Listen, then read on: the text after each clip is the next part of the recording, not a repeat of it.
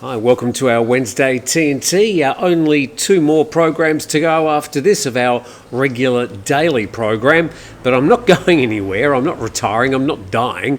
I will be continuing to do, it could even be daily updates on the main news stories, but we will be doing them when they happen rather than waiting until the next morning. So I want to be more useful, more deliberate, more relevant for you in the future. Now we go to a bit of an anniversary, and congratulations to the TAT marking their 65th anniversary. So people following this program, even back to my days at Tiger, would know I've been somewhat of an ardent critic of the TAT, picking them up on their maths from time to time and their rather gross exaggerations. Maybe it's not their 65th anniversary, maybe it's only their 40th. But they're saying it's the 65th anniversary of the TAT. Goes back to 1960 when the Tourist Organisation of Thailand was officially established and then renamed in 1979 to the TAT. And we note back in 1960 they had 81,340 international visitors, and this year they're projecting 39 million. Now, if you'd asked me even a month ago whether Thailand would surpass its 2019 record of some 39.6 million visitors, I would have said, yep, it looks like we're heading in that direction.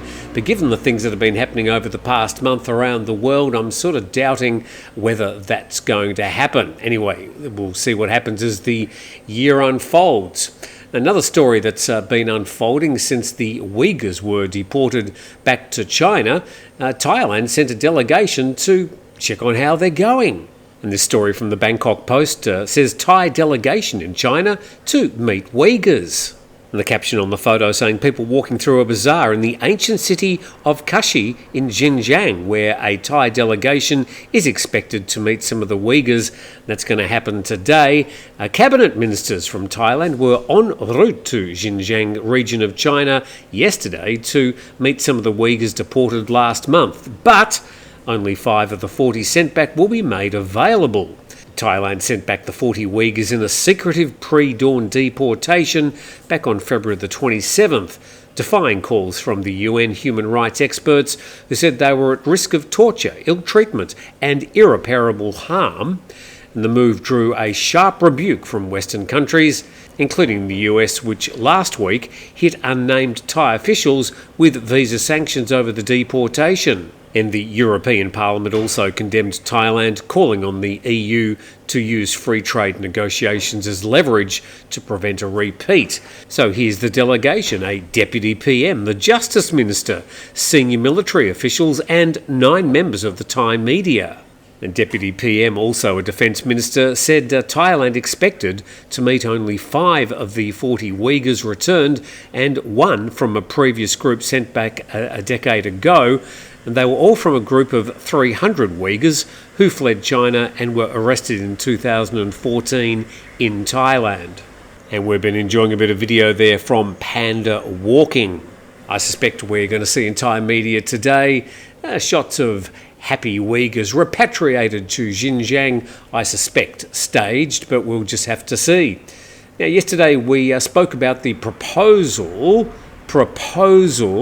of the Thai officials to change the 60-day visa exemption period for 93 countries back to 30 days. Now, that hasn't been solidified at the moment. It hasn't been officially announced. Are they going to go from 60 to 30 or 45 days? Are they going to announce certain countries from those 93 countries and exempt some but not others? We just don't know the details. Although there were some silly YouTube headlines yesterday saying the 60-day visa exemption had been shortened to 30 days. No, it hasn't happened yet. There is no set date on that.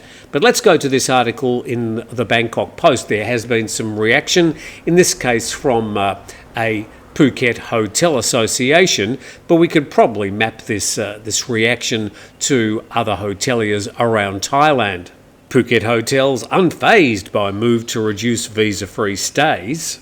Phuket hoteliers don't expect to feel the pinch if the government reduces visa-free stays to 30 days, as data shows the average length of stay was 2 weeks, though they say remedies for illegal businesses might require more practical solutions.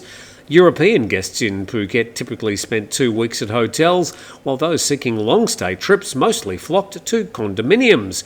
And the president of the southern chapter of the Thai Hotels Association said if the government decides to limit visa-free stays to no more than 30 days, it would impact condo rentals more than hotels. The Ministry of Tourism and Sports is preparing to reduce visa-free stays from 60 to 30 days for nationals of many countries as part of an effort to curb abuses of the scheme by people operating illegal businesses. Now, if I had to make a bet on this, I would say that they might reduce the 60-day visa exemption on certain countries, not on all countries, but the details aren't yet announced. And based on data from the Immigration Bureau, the number of foreigners in Phuket seeking visa extensions remains at 10,000 applications per month on average, which has been stable since before the pandemic, suggesting that whether it's 30 days or 60 days, it doesn't seem to make any difference to the number of extension applications.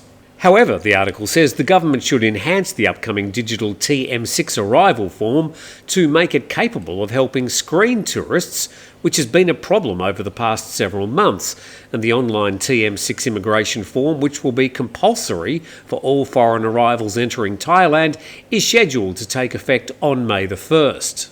Now, with only some 6 weeks to go until the 1st of May, you'd like to think that we'd get a bit more information about what information is going to be required for that online TM6 form and how long before our trip to Thailand we're going to have to fill it in, etc., etc.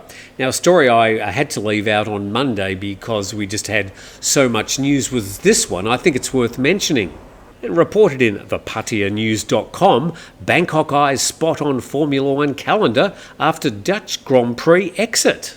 And Stefano Domenicali, the CEO of Formula One Group, is visiting Thailand next week to discuss adding a Bangkok Grand Prix to the Formula One calendar. And it says the Dutch Grand Prix will be dropped after 2026 and the Belgian Grand Prix will rotate starting in 2028. And he described Thailand as a strong contender for a future race, highlighting the importance of expanding F1's global reach. So plenty of speculation as to exactly where the Thai Grand Prix might be held. It will be, if it happens, the Thailand Grand Prix, not the Bangkok Grand Prix, but I'm pretty sure it will be held like Singapore as a street race somewhere around Bangkok. Exactly where, I don't know. Interested in your thoughts. It won't be in Pattaya, it won't be in Buriram where they've already got the MotoGP track. So I'd also be interested to hear what you think might make the Thai Grand Prix Thai. Perhaps they might have a pre-race race in tuk-tuks or something. Right, to another follow-up story, this a disturbing end to a truly awful case that still leaves people in Phuket completely baffled. And the BBC reporting coward pedophile who fled country convicted. And I spoke to reporter Phil McCann about this case a week ago.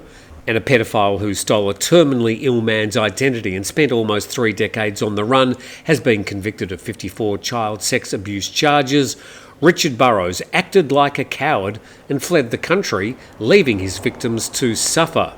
And during his trial, which has been going for 2 or 3 weeks, the court was told he'd abused boys as young as 9 while a housemaster at the Cheshire boarding school and as a scoutmaster in the West Midlands between the late 1960s and mid-1990s. And he will be sentenced on the 7th of April. ITV reporting pedophile who spent nearly 30 years on the run in Thailand, convicted of multiple offences against young boys. And a prolific sex offender who stole an innocent man's identity and spent almost 3 decades on the run has been found guilty of numerous sexual offences against young boys. Now, Richard Burrows, known in Thailand as Peter Smith, was found guilty of 54 offences on Monday at the Cheshire Crown Court, including indecent assault of boys, buggery, attempted buggery and indecency with a child.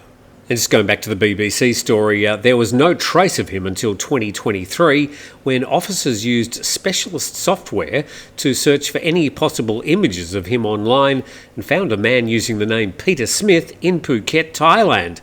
And officers discovered Burrows had stolen the name of a terminally ill acquaintance and illegally got a passport in 1997. And before they began the extradition process, they found that he'd planned to return to the UK. And Detective Inspector Eleanor Atkinson said Burrows spent 3 decades living in paradise, the 80-year-old's own description of Thailand, while his victims were left to suffer as they struggled to try and rebuild their lives. Well, there still remains so many questions about how he was able to live in Thailand undetected for nearly 3 decades. I knew him during his time in Phuket. Nobody had any idea of these horrendous crimes that he'd committed. I'm actually part of a documentary that's been put together by the BBC, and hopefully that will come out soon to, I suppose, try and retrace some of the steps of Richard Burrows, aka Peter Smith. And with that, thank you very much for dropping in today. Hopefully you're a bit more up to date with things happening around Thailand. Please subscribe to the channel. Even though the Daily Show might be finishing in at the end of this week, we will still be doing probably daily updates on the main Thai news stories. So don't unsubscribe yet. And with that, thanks for dropping in. We'll see you tomorrow.